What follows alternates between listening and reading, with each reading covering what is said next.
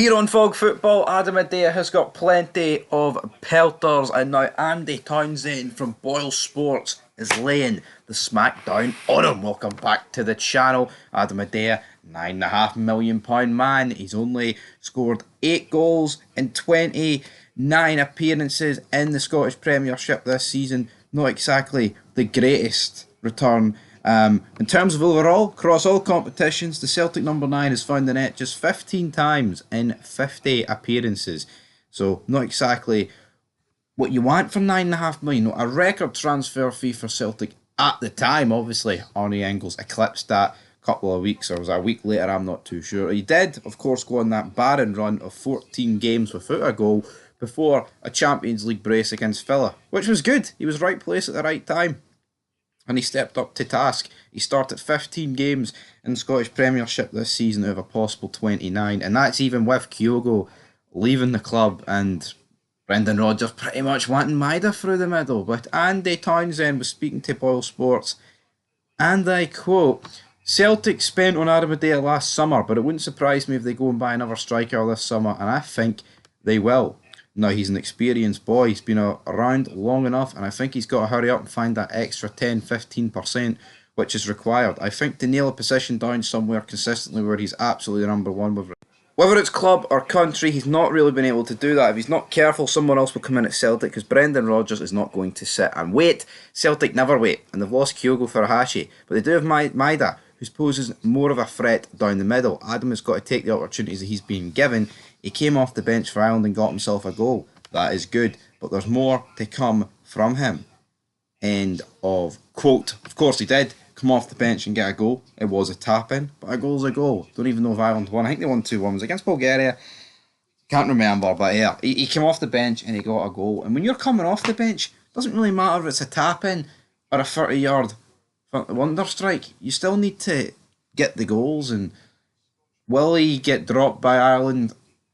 I mean, Evan Ferguson's pretty good, but his game time has been limited as of late down in England.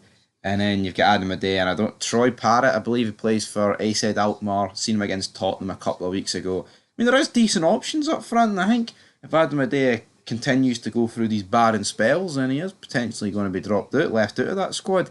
In terms of Celtic, yeah, might not get rid of him in the summer, right? But they're definitely going to sign someone else. And when they sign someone else, and you've also still got the option of playing Dyson Idah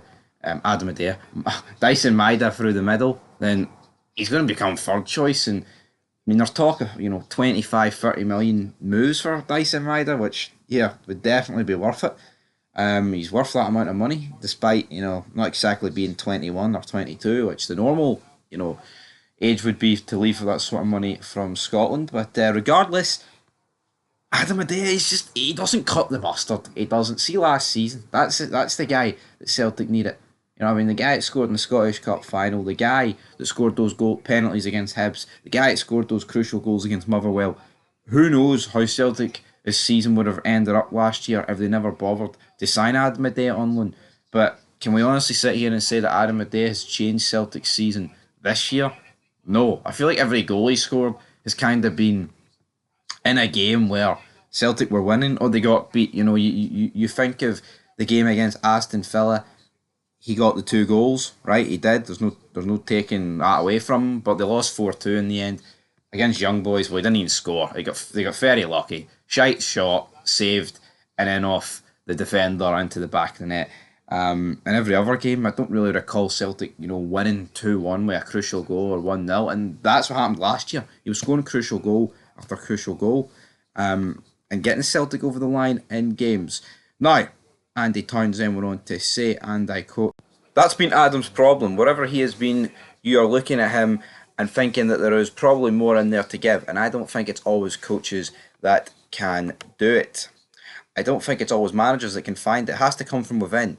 How much you really want it. He needs that edge. Adam, I don't think he's quite there yet. He needs a big summer. He needs a strong summer. He needs to look after himself physically and be in great condition when he returns, and mentally find another dimension to add something to his game." End of quote. Well, he needs to add goals, and we're not afraid here on Fog Football to bury Adam Idah every opportunity that we get. But the reality is, whether we think he's pish or not, he's still going to walk away with realistically, a double at least a double or maybe a treble.